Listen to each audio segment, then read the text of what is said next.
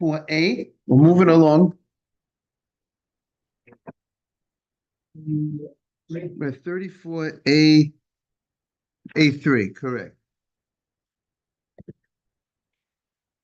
Okay, top of the page. Yesterday we were discussing the various psukim, the various verses related to shofar, and how different rabbis had different traditions and understandings of those verses. The Gemara said that one of the rabbis learned from the pasuk of Haviru that you will pass through. Says you should pass the shofar. The shofar should pass. You should pass the shofar. You should. What the language of the pasuk is Haviru shofar v'chol artzachem. It says there should be a passing of the shofar, which some translate you shall sound the shofar. Taviru would be even the word of sound, and some understood it means what kind of sound? A straight sound, which means that tekiyah, and then we also learn out that it says truah, and also we learn out. It says at the end of the pasuk again it says yaviru, which also indicates a straight sound. That was one opinion. But the other opinion, the Gemara says no, that the word taviru does not necessarily indicate that a shofar blowing. Rather, the word taviru could be understood of passing through, that you might have understood it means that you have to go ahead and carry a shofar throughout the land. You would not have known from that pasuk that it refers to the blowing of the shofar. So that's what the Gemara said. And the Gemara said the following. If you look at the Gemara on the top of the page, the Gemara says, Varvata kideramatna. What does he understand the word Varvarta means? Varvarta means, like Rav Moni Asaf, like Rav Matna explained, the Amar Rav Matna. Rav Matna says, Varvarta, the word Varvarta teaches you derech havaroto. The same way the ram carried the shofar on its head, so too that's the same way you blow the shofar, with the small part on top and the wide part on the bottom. But if you take a shofar and you turn it upside down and you blow the shofar upside down, or you go ahead and you narrow the bottom, the other side of the shofar, and you widen the top of the shofar, and that also, though that's not the way it is on the head of the shofar of the animal. It's on the head of the shofar. So let's say you fill it in with some stuff. So therefore, you cannot fulfill your obligation. Yes. But the shofar also used to tell people there's a time of Shabbat to say the shofar. Yes. There is the Gemara does say there's a Gemara that says that they would blow right, three blows before. Exactly, one blow the stores have to close. One blow, the people. One blow for the people in the fields to stop doing the work. One blow for the people in the businesses to stop work. That might have been a shofar. We have to look that up. There was a book that was not a biblical law, because there's no Torah law to say you have to blow a shofar to indicate the Shabbat is coming. Or there's no Torah law that you have to go blow a shofar, tell the people in the field it's time to stop your work, or the stores it's time. Rather, that was something that was instituted later on to help the people. By the way, today you should know in Williamsburg, Brooklyn, they sound an alarm. On the Lower East Side, you hear the alarm from Brooklyn. That's like it's a nice alarm. That sunset is coming. You can hear it across the bridge, and that's an alarm to say that Shabbos is coming soon. You know what I mean? Shabbat is coming soon. So the Gemara said that Taviru And how would we understand when the pasuk says taviru? We would have understood. Looking at him, we would have understood around 34a3 in the top of the page. What would we understand taviru? We would have understood taviru de komarachman navra biyad. We would have said that the Torah was teaching you that you should carry the shofar throughout the land, but only after we have the drasha that we learned from some other place, from the midbar, then we know that the word taviru doesn't mean pass the shofar throughout the land, carry the shofar throughout the land. Rather, it's you have to blow the shofar. You see, the pasuk does not mention. We spoke about this idea in Rosh Hashana. The Torah does not mention the word that you blow it. You blow. It doesn't mention tkiyah. It doesn't say that you go ahead and you blow on Rosh Hashanah. So you might have understood that, and the word taviru, you might have thought that word of the pasuk was coming to tell you that maybe you have to carry the shofar throughout the land. So therefore, that's why we need to learn from the desert, and we see from the desert that you go ahead and you have to. It's referring to the blowing of the shofar. Okay, so, and the Gemara says Yiduch and the other rabbi that how does he know the Rav Matna? I mean, the other rabbi understood that the word taviru is coming to teach you that you actually have to blow a straight sound. And if you're using it that you have to blow a straight sound, and he learns this, then the Torah says trua, and the Torah says again yaviru. So that teaches you a straight sound before, straight sound after, and a breaking sound in the middle. So where does he know Rav Matna's law that you cannot turn around the shofar and blow the shofar in an upside down fashion, blow it from the wide side? Where does he know that from? The Rav Matna, how does he know that law? He doesn't have this verse available because he uses it for something else. The Gemara says the Torah did not use the word the titka shofar. It didn't say you blow the shofar. Rather, it uses the word taviru. Why did the Torah describe the blowing with a word which literally means passing? So the Torah, by using that language, which is not the typical language, you would have thought if Torah wants to tell you the blow, so it should say blow, and you blow the shofar. So why does it say taviru? By telling us, by the Torah using that language is teaching you a second law. Taviru, it has to pass the way the animal passes, the way the animal walks. The animal walks with the top of the animal is the short side is on top and the wide side is on the bottom. So too, you have to blow the shofar in that fashion with the narrow side on top and the wide side on the bottom, right? That the shofar, right, you have to has to be in that fashion, right? The same way it's on the same way it's on the animal. So the Gemara says.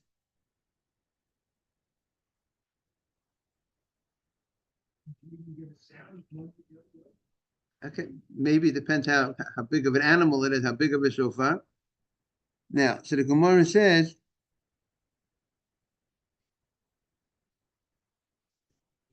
So I see people do it where it's going up this way. You see that's wrong.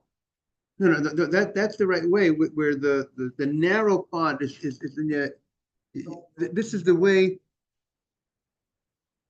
You see the way we have to look at how the shofar grows.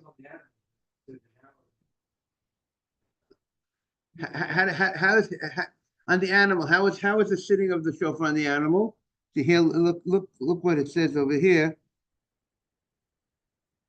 It says over here, Haviru says,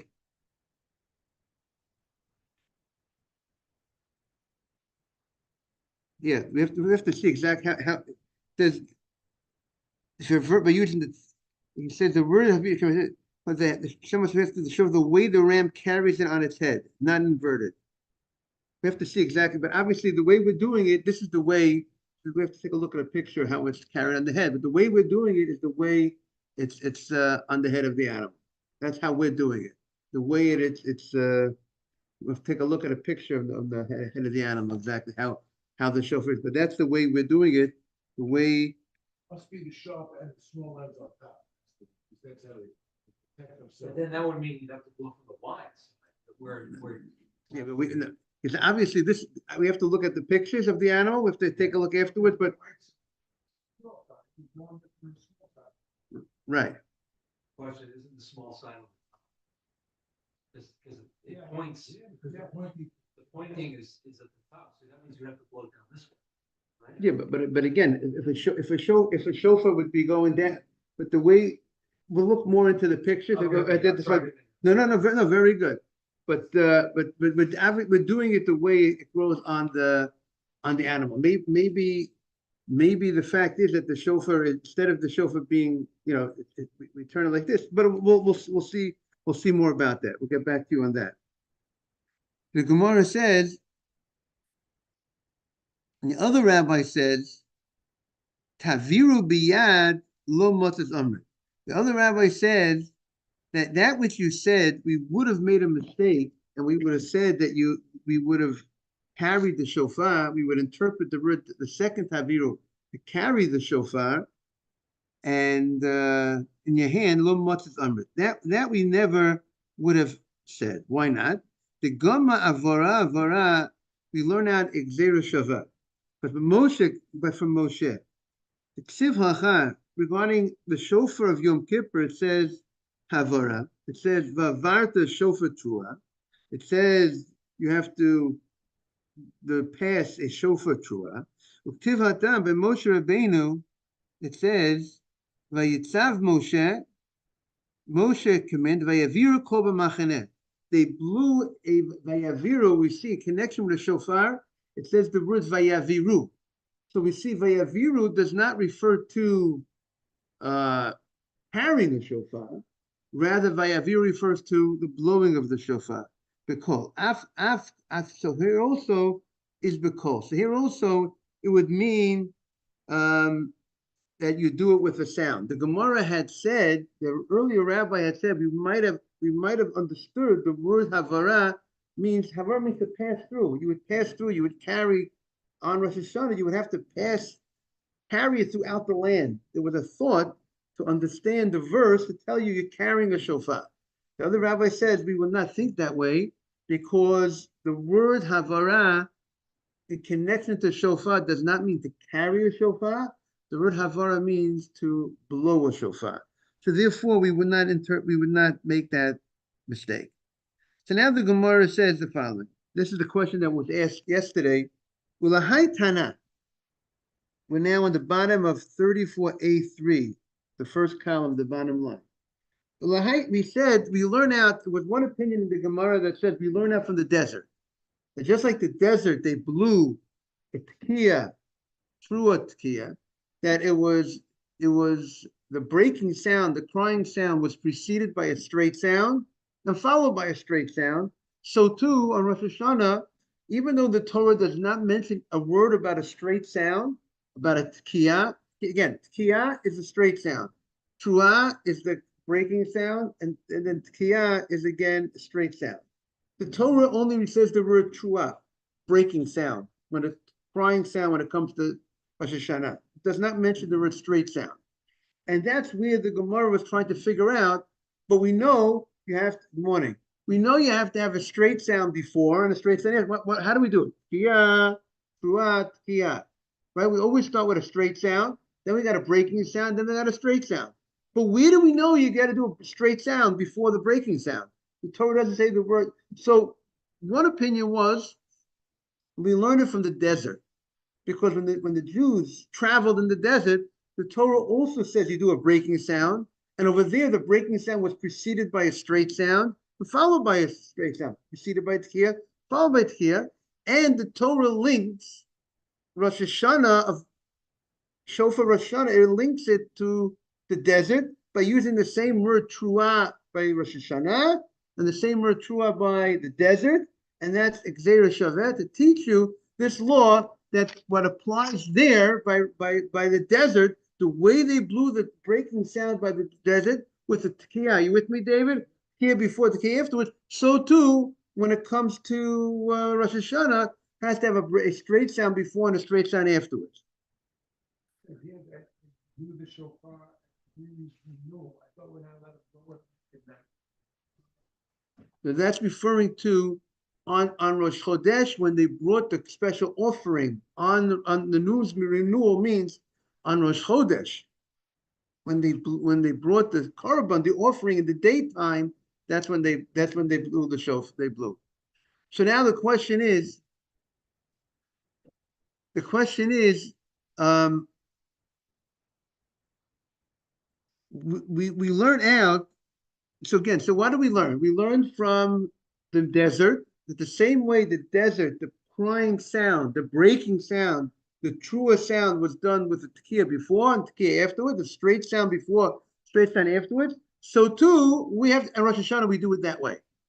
But in the desert, they didn't blow a shofar. When they were traveling, what did they blow? What did they do? They blew with trumpets. They had chatzot rosh. They blew trumpets, not a shofar. So how could we compare Rosh Hashanah, where we blow a shofar, with two? It's a different instrument. So maybe they're not comparable. That's the Gemara's question. Then if two different leagues, if it's two different leagues, major leagues, minor leagues, two different leagues. So a shofar and a trumpet are two different types of instruments. So how could you go ahead and compare the two? So the Gemara said, that's the most question. Hi, Tana, the mighty midbar. This is a specific question on the rabbi that learns it out from the desert. If you learn out from the desert, in the desert they blew trumpets. So you should also blow trumpets on Rosh Hashanah, and we know we don't do that. And remember, the Torah did not use the word shofar on Rosh Hashanah. Torah did not mention the word shofar. Torah only says, what do you do on Rosh Hashanah? A crying sound. Torah didn't tell you how you do it. And we offered a pshat. Why did the Torah mention that you blow a shofar? Why did the Torah leave the word shofar out? Why don't you tell me that? Isn't it an important detail to tell me that it's a shofar? Right? So we said perhaps the Torah wants to highlight the sound of the shofar, meaning the crying sound and the straight sound, perhaps, but not to highlight the shofar. Because sometimes people get so caught up in the shofar, but they don't get caught up what the message of the shofar is. Just like some people get so caught up. Sometimes there are certain, there in Europe, they had a lot of big chazanim that they would daven. They had special, tremendous voices, and they would be focused so much on their voice, but not focused on the content of what they're singing. Their heart was more about showing. Many people were focusing. They got caught up on the opera style of the chazan, but not on the. So perhaps it's not about the shofar. It's about you. It's about the sound, the breaking the sound. So maybe that's why the Torah wants to emphasize the breaking sound. We have to break our ego. We have to cry inside. Says Yom Teruah. Yom Teruah doesn't say shofar. The only place where it says shofar that we said it says shofar. Also, it says shofar by Yom Kippur of Yovel, the Jubilee year, that you would go ahead and when you blow the shofar, then the Jewish slaves would go free. But it does not say the word shofar by the desert. Now, there was one opinion in the Gemara that says it says Truah, it says that we could learn it from Yom Kippur. The Gemara, it says Truah here, it says Truah over there. We could learn from Yom Kippur, the Gemara said. But this opinion it doesn't seem to be learning from Yom Kippur of Yovel. He's learning from the desert. The desert is about trumpets. So maybe here also you should use trumpets. And we know that's not the case. So the Gemara says, Talmud Loma, we have a pasuk. The pasuk says the following: in Tehillim. Tiku b'chodesh shofar. You blow b'chodesh on the new moon, on Rosh Chodesh. B'keser liyom chagenu. It's hidden, right? On the Rosh Chodesh, as you know, the moon is not really so visible, right? So it's b'keser liyom chagenu. It's hidden on the day of our holiday. So now, what is the morning, Mark? How are you? Rabbi, The simple meaning of the pasuk is in the time you blow the shofar on Rosh Chodesh and Bakeser at the right time liyom chagenu. So the Gemara says, what is the how are we interpreting the word Bakeser? Instead of translating Bakeser in the time, it refers to cover. Kis Keser can mean covering. Bakeser liyom chagenu ezeh hachodesh. Because the pasuk at Tehillim says you blow the shofar on Chodesh, on the new moon. But when is the month? Ezel Chodesh, Ezel Chag, but it's also Bakeser Liyom Chagenu. But it's on the holiday. You got to blow the shofar on the holiday. Where is the holiday? And that means it's a time where the moon. Where is the Chag? What is the holiday?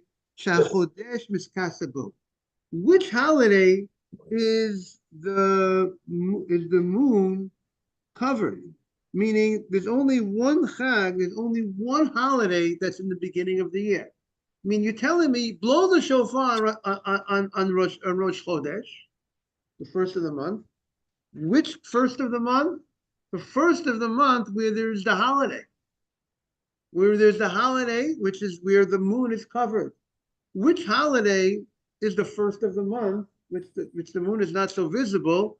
That's the holiday of Rosh Hashana. That's the only holiday in the Torah that is on the first of the month. Torah says the seventh month, the first day. It's the time of you have to have this breaking sound, Yom Teruah Yilachem. So we see from this pasuk, which is describing the holiday of Rosh Hashanah, and the pasuk says that, well, how do you blow? It says tiku b'chodesh shofar. The pasuk says you have to use a what? Shofar. So since the pasuk says that the instrument that you're using is a shofar, so that shows to us that is the meaning of the pasuk.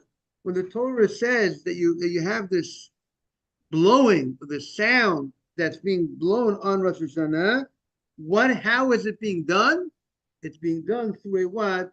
Through a shofar specifically, and not through a trumpet.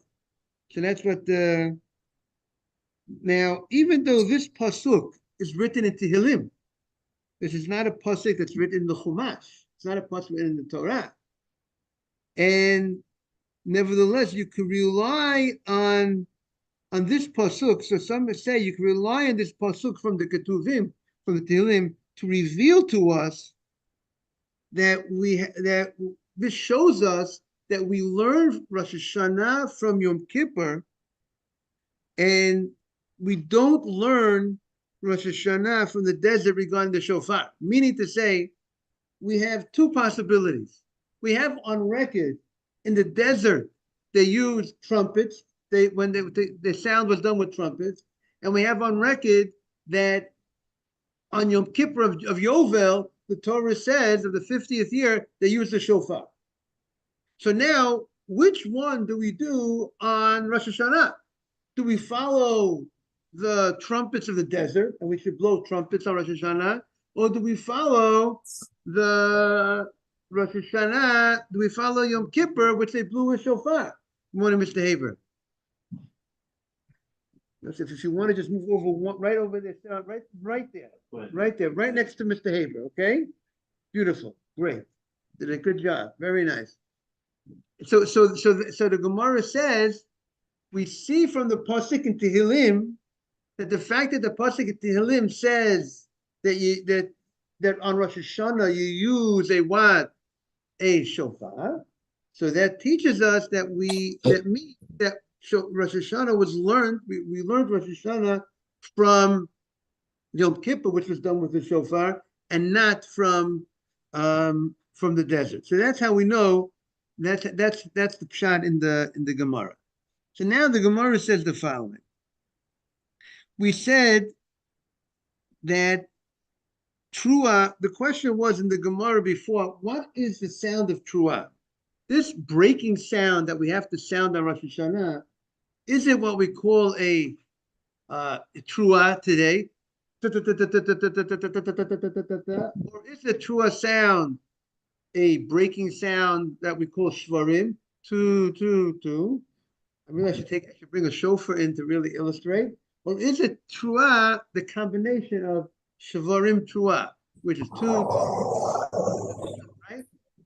So we spoke earlier, we had earlier a difference of opinion whether it's two of those things were mentioned earlier in the Gemara, whether whether it was a breaking sound called Shvarim, which is a little longer than a Trua, or was it a little, the small little sounds? So the Gemara says, so what is the way that you're supposed to go ahead and blow the Trua? We had two different opinions in the Gemara.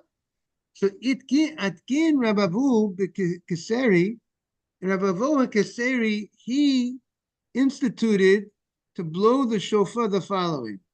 Kia, he started with a Kia, then he did Shlosha Shvarim, 3 sounds, but again, each sound a little longer than the sound. It's like we call Shvarim, 2. And then the 9 little sounds, the Trua, Kia, which is called Kia Shvarim Trua Tekia, right? So meaning the Gemara earlier, one opinion says the breaking sound is what we call Shvarim, 2. One opinion says the breaking sound was and he incorporated both, right? One says Shvarim, one says Trua, one says 2, one says So he did both, 2, right? That's what he did. So the Gemara says, Manishach. The Gemara says we have a question on this. If the Trua of the Torah means it's very short, the very short notes, if that's the case, Lavid Kiyat Trua Tikiyat. He should go ahead and do Tikiyat Trua Tikiyat. If it's one of the other, it's either the sound or whether it's the 2 sound. So so either do this way, either do that way. And if it's a little longer sound, like we call shvarim, so we should do tkiya shvarim and then tkiya. Well, why is he? Which way does he hold? He's making a cholent. He's making a stew. He's putting he's putting them together. So beforehand, we said the Gemara only introduced beforehand, either it's this sound or it's this sound. Either it's 2, or it's 2. So what now? So why is he putting them together? So the Gemara says, what? Right. So let's say people cry differently. So until now, so some say it cries a but you can either pick this one or pick that one. Why you mix? Why is he picking both and he's mixing them together? So the Gemara in the Safkele, he has a question. He's in doubt. He had a question. What is he wasn't sure which the Gemara had 2 different opinions, and he himself wasn't sure. He had a question whether it's what we call shvarim, 2, or is it 2, or is it trua? So he wasn't sure. But since he wasn't sure, that's why he did both. He said, let's put it together. We'll do tkiya, straight sound. Then we'll do shvarim, a breaking sound.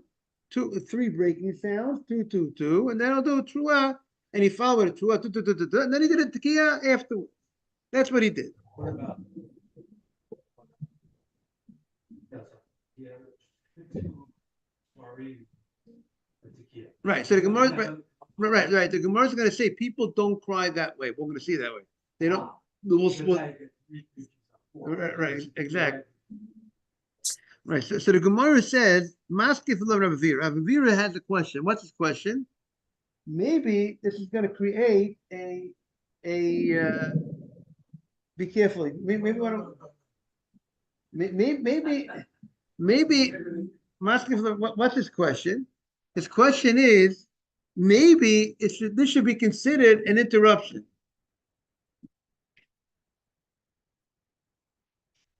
Right? Maybe there's an interruption happening. What's the interruption happening? The Gemara says, the interruption is if the proper sound is a shvarim, right?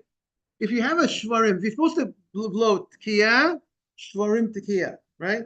If the proper sound is 2, so if you put the small sound afterwards, so you're interrupting this sound with the small sound. And if the proper sound is the small sound, the truah, so how could you precede it with the shvarim? Meaning you're adding something here, which should be considered an interruption. David, you hear the question? Meaning sometimes, the Torah was specific. It said, I want a crying sound. Now, whatever that crying sound is, if you're going to add something to that, if you're going to, that addition should be considered either, there's a thing in the Torah called Bal Tosif. You're not allowed to add to the mitzvah, right? You can't add something. When David gets up, he has to give 3 brachot at the Kohen. He can't throw in another bracha for good luck. He can't throw in another v'yitein lecha, right? After he said Yasem Shalom, v'yitein lecha lakim mitalas, but he can't do that. He's adding. So how could you? So the Gemara's issue seems to be from an aspect of hefsek. This is an interruption, because if the truah is what we call shvarim 2, how could he follow it 2 after the 2? That doesn't belong. And if the breaking sound is how can he have preceded with shvarim with 2? That extra sound should be an interruption. That's the Gemara's question. Ravira is the following question. V'dilma yalule have. Maybe it's supposed to be these crying sounds, these breaking sounds, become mafsir shlosh shvarim, and you're going and you're interrupting with 3 breaking sounds between the tekiyah, between the straight sound. You're adding these 3. You're interrupting with these breaking sounds, being truah the tekiyah, between the crying sound and tekiyah. So the Gemara says, okay. So you know what he would do? The hada avid tkiyah, truah tkiyah. Afterwards, he would go ahead and do, after he did the tkiyah, shvarim truah tkiyah, after he did the cholent, then he went ahead, good morning, Mark, then he went ahead and he did tkiyah, truah tkiyah, meaning he did tkiyah straight sound, then he went then he did the tkiyah. So the Gemara says, okay, maybe he covered himself just in case the truah, the breaking sound is the smallest sound is the right one, and therefore he covered himself by doing 3 sets of tkiyah, tkiyah, tkiyah, tkiyah, tkiyah. But what about if the right one was the shvarim? What about if the right crying sound was what we call the shvarim? 2. So then the small little notes are interruption. So good, he covered himself by doing straight, straight, but he didn't fit. But what about if the right one was the middle sound, the smallest, larger sound? Maybe the proper sound is the breaking sound, the shvarim, the 2. Become mafsika truah, and you're interrupting with a truah with a sound bein shvarim tkiyah, between the shvarim, the 2, and the tkiyah, by having these little sounds in between. We're discussing what's the proper sound truah, the breaking sound they're supposed to you're supposed to do. So the Gemara says, you know what? He'll cover himself. The Hada Avid Tkiya Shvarim Tkiya. He also do a set. The Gemara says he'll also do a set of Tkiya, straight sound. Ralph wants to help you. But you might not need help, but he's going to help you anyway. Even when you don't need help, sometimes it's good people give you help. So you'll do both. You'll say you'll do the straight sound, then you'll do the breaking sound, the shvarim, and then you'll do tkiya. So now at this point, the Gemara said we did all three. We did all three. We have tkiya, shvarim, tua tkiya, tkiya, shvarim, tua tkiya. Then we have tkiya, shvarim, tkiya 3 times, and tkiya, tua tkiya. We did. So now we don't have any problem we don't have any problem of interruption between the middle sound. That let's say let's say we do tkiya, shvarim, tkiya, we didn't interrupt with any other sound. If the shvarim, the two was the right sound, since we went straight, we didn't put any in between. Or if the right sound is we didn't put any shvarim to precede it, so we definitely covered our bases that were nothing interrupted, right? Because now we separated each one.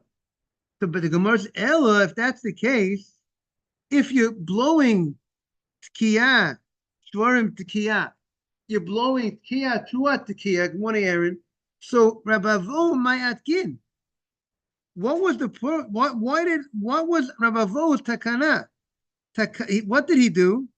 Rabavo said you gotta blow the combination.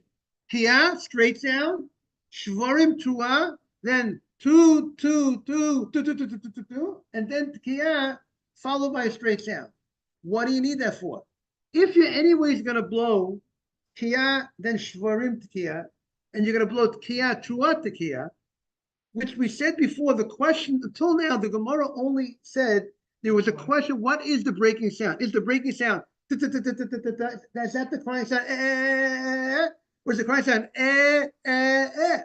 So if he's going to do a set of and he's going to do a set of so meaning independently, meaning one set straight, and then shvarim straight, and then he did one set of tkiyat straight, and then So what do I need to do? A combination of Is that clear? That's the Gemara's question. The Gemara says because he thought he had a question. Maybe the right sound for the breaking sound was actually the combination. He said maybe there are people that actually cry. They do a combo. Because they do a combo, he thought we have to cover that possibility. When the Torah says you got to blow a crying sound, maybe that is the crying sound of the Torah. But to make sure, since there's three possible sounds, it's either the sound, is it sound, or is it combo? Therefore, that's what he thought. Maybe you do first the shvarim and then the truah. Now, Gemara is Asaf's question. So why did he do the other combination? Why didn't he go truah shvarim? Why did he go People don't cover, right, because people don't cry that way. People cry, they start off a little longer, they don't cry, that's not the way. That's what the Gemara said. The Gemara said,